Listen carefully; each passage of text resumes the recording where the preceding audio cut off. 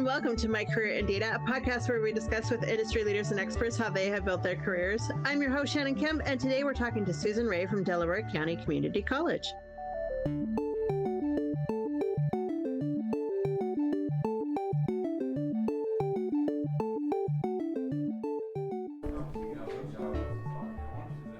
With a robust catalog of courses offered on demand and industry-leading live online sessions throughout the year, the DATAVERSITY Training Center is your launchpad for career success. Browse the complete catalog at training.dataversity.net and use code DVTalks for 20% off your purchase. Hello and welcome. My name is Shannon Kemp and I'm the Chief Digital Officer at DATAVERSITY, and this is My Career in Data, a DATAVERSITY Talks podcast dedicated to learning from those who have careers in data management, to understand how they got there and to talk with people who help make those careers a little bit easier. To keep up to date in the latest in data management education, go to dataversity.net/subscribe. Today, we are joined by Susan Ray, Associate Professor of English at Delaware County Community College. And normally this is where a podcast host would read a short bio of the guest, but in this podcast, your bio is what we're here to talk about. Susan, hello and welcome. Hi, thank you for having me. I've been looking forward to our chat. Me too. Okay, I'm excited to hear your story, but let's start with where you are right now. So you're an associate professor of English at Delaware County Community College. So tell me a bit about Delaware County Community College. So I think it's interesting that HBO seems to have put Delaware County on the map between the TV shows Task and Mayor of Easttown, because everyone is fixated on the Delco accent. But we are located right outside of Philadelphia. Some of us have this accent, some don't. We have about 8,000 students. About a quarter of them are online. We have several campuses, and it's just a wonderful place to work. It's frequently receives the award, and Insider Higher Ed is one of the top places to work, and it's just a joy to work with our students. Oh, very, very cool. So as an associate professor of English, what it is that you do? So many things, Shannon, so many things. So I teach a variety of courses. So in English, we have a lot of ESL classes. I don't teach those specifically, but we have developmental reading, developmental writing. I have taught developmental writing. Most frequently, I'm teaching Comp 1 and 2, which is standard freshman composition, and Composition 2 is writing about literature. My PhD is actually in Victorian literature, so I teach a British literature seminar, and I've also taught children's literature and science fiction.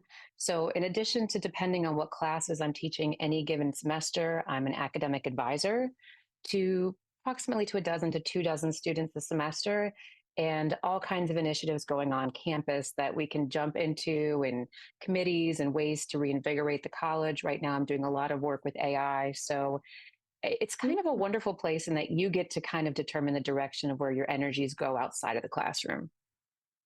Fascinating. Okay, so tell me, how do you work with data in your job?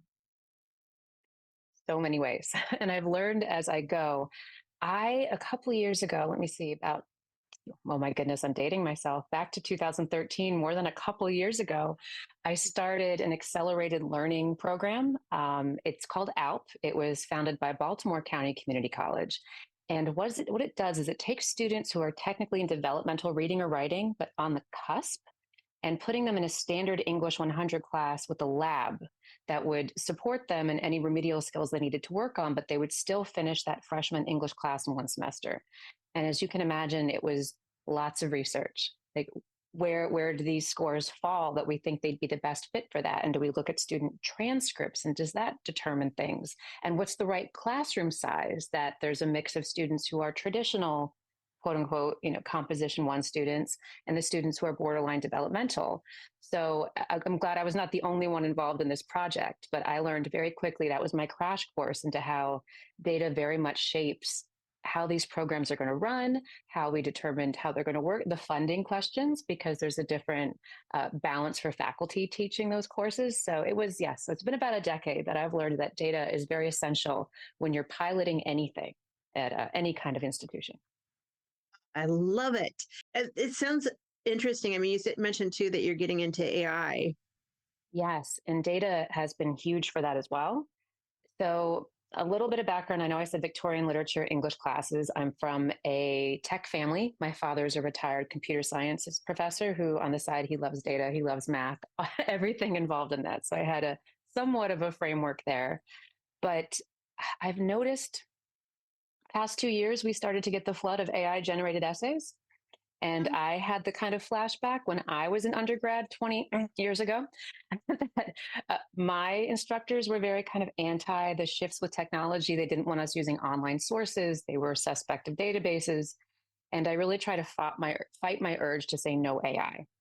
So I knew I wanted to bring a long roundabout way to that data question. I wanted to bring AI into my classroom, but first I needed to know where students stood with it. So I worked with AI because I don't have a background in data to figure out what kind of questions I was looking for, how to frame these questions. And I just put it into a survey monkey. And I'm very grateful my students took it. Some other faculty shared it with their students. And over a semester and a half, I got 100 responses, which when it's optional and anonymous, I thought was pretty good. And I found out really interesting things that 90% of those students were using AI at least weekly. 89% chose ChatGPT, which surprised me because we know there's so many different large language models. We found out over around 85% were pro AI in the English curriculum or in the curriculum period in the college curriculum. Less than 10 were anxious about it. There were some who were more neutral. And then now that I've been bringing AI into the classroom, I've been using data to reflect on how it's going and having institutional research help me with that. Like I've seen a huge uptick in retention and overall higher grades. Of course, we still have students who don't get the work done or, may not finish. But so data has been at the heart of what I'm doing. And it's been crucial in showing my colleagues the potential of it. Because, just word of mouth, it's not the way to share success of an initiative. You want to be able to have some constructive data and numbers to share. I love that so much. What a great use of AI and to dig into, how people are using it even. And I love that you're so immersed in data, especially, as a professor of English, it gives a whole new perspective of how everyone works with data and everyone's a data practitioner to some level. So important. Yes. And I'm really lucky. I got a grant through my college called Bridging the AI Gap is the name of my project. And so with the funding, I of course want to show the college how it's working out, where those funds are going, which apps that I'm bringing into the classroom with these funds have been successful and which haven't.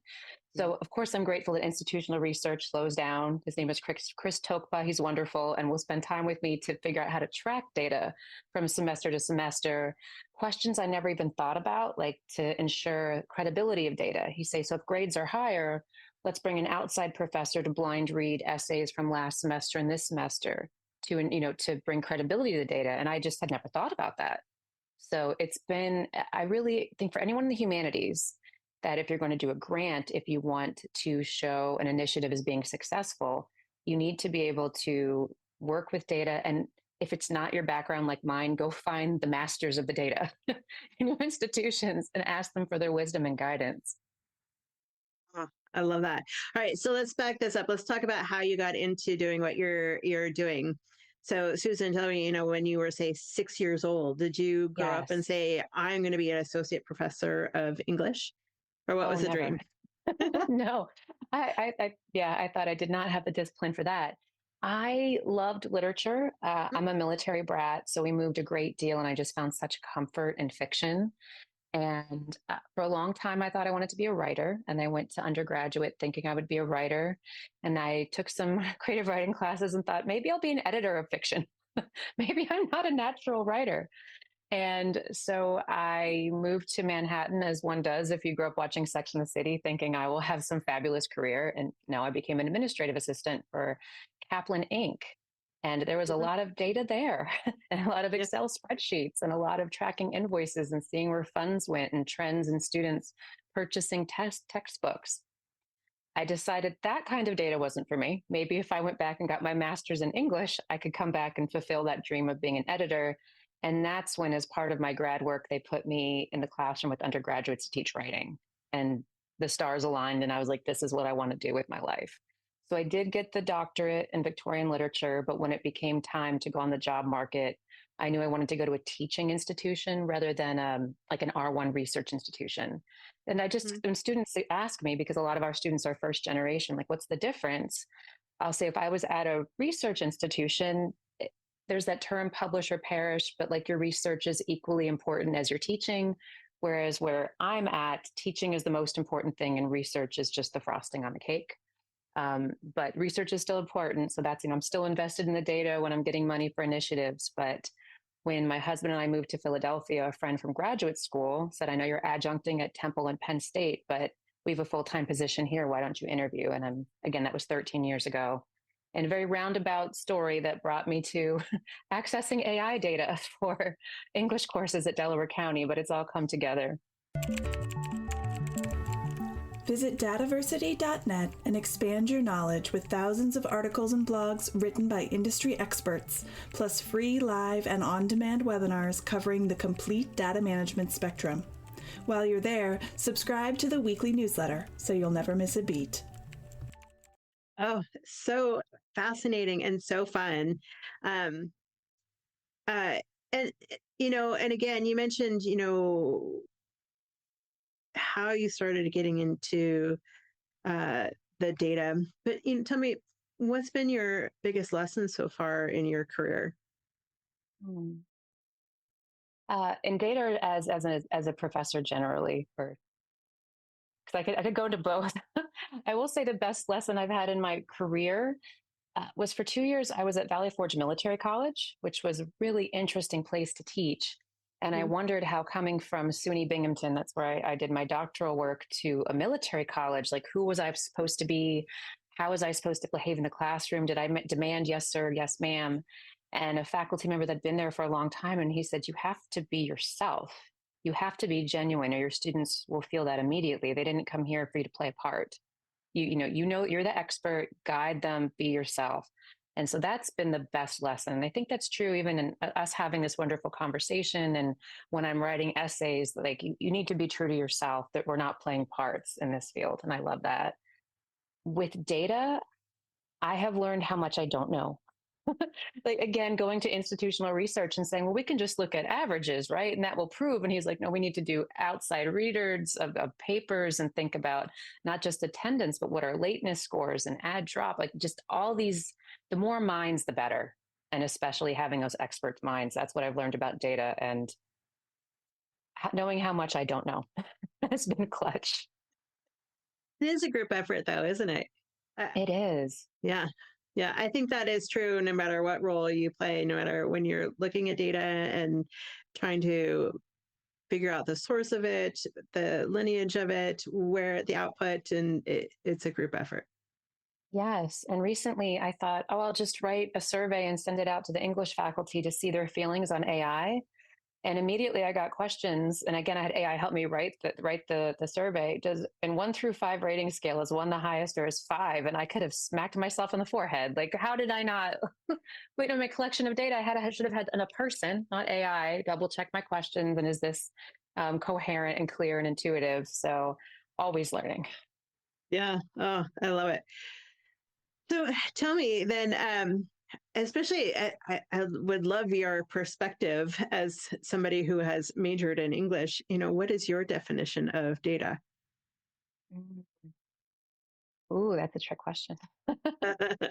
I mean, from my English mind, I think of it as a gathering of information that can inform, numbers that can help us make decisions when we look at them critically. And that's something that's taken me time to realize, because again, my father was computer science. He always said math is the language of the universe, but I kind of just trust in the numbers. And my husband's background is in government administration. He was a contracting officer for the VA for decades. And he was like, datas mean nothing without the person interpreting the data, without critical thinking. And he loves that analogy of, they used to say there's more violent crime because people eat ice cream. If you just look at, in summer, there's more violent crime, in summer, there's more ice cream. So clearly, like, just how we can link data together in entirely flawed ways. And AI, more than anyone, more than anything, is guilty of that.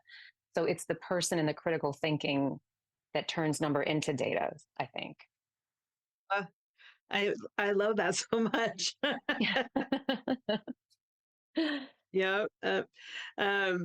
So do you see the importance of data management and the number of jobs working with data increasing or Mhm. decreasing over the next 10 years, and why? I think that definitely fits in. So many of my students are concerned, is AI going to replace a lot of jobs? And I think at some very basic levels, for example, like basic copy editor, like perhaps, but I think the more we're seeing that people try to rely on AI to do their jobs, the more that people step back and say that messed that up really severely. We need a person monitoring the AI. And I think the same thing is going to be true for data. So I'd say probably the same number of jobs, if not more, because people want to rely on technology to do this. But we could dig into like technology is flawed. It just takes one misinterpretation, one flawed piece of data. Again, AI is not going to flag it, but a human eye would. So I don't see a shift, if anything, going up. I think we need the critical thinking that humans bring to data more than ever, that especially without, I can get into my thing about why students need AI education. They tend to trust the results blindly, and that's really dangerous. Oh, I so agree. And it's getting better. I would say it's Oh, evolving, yes, but it is. yeah, We need to but talk to it's them still, about it. Yeah, it is only as good as the data that you're feeding it. So, exactly. and Yeah. as we've learned, the internet is not always right. No, no. Yes. So, and I just occasionally I'll have a student take my class and afterwards they'll say, I didn't know AI could be wrong. And my heart sinks because that's like, not realizing one flawed piece of data again in whatever AI is generating, and you can get a totally bizarre outcome. So again, we need the humans to interpret the data. Otherwise, they're just numbers. Very much so. I know somebody who is a data scientist and had AI write a paper. She thought it was great. She had it cite the resources, and because she was so diligent, she went and looked up those resources. Turned out all the resources were fake. Yes. Yeah, Yes. It wants AI to made make it you up. happy. Yeah. That's what I hate. Again, it doesn't want to make you happy, but it's Yeah, building on patterns. And it's like, you right. probably want something like this, not realizing I Yeah. want it to be a real thing. I can tangibly go look up and read. Oh, Well, tell me, Susan, I'm curious too how you see your role evolving in your use of data. I'm doing a lot of, I mean, I've mentioned it before, but work with AI, and I'm going out and helping other colleges with their professional development. Mm. And part of my work with the American Association of Colleges and Universities, that's a long title, AACU, their AI Institute, is I'm supporting 3 different community colleges in figuring out how they want to address AI at their institutions. And 2 of them are starting with surveys. Mm. And so I've created resources where we can share those who've already created surveys or share what we've come up with, to look at Yeah. how other people have approached it, to look at data other people have gotten from this process. Yeah. And so I feel that I just need to keep upping my game and learning the more I can, and always being transparent about what I don't know. But as we try to serve students better in this AI landscape, we need to look to data. We need to understand what they need. And I understand a lot of faculty are reticent about AI, but I think data about students asking for help and flagging their confusion, it shifts the tone of the conversation. Yeah, yeah, absolutely.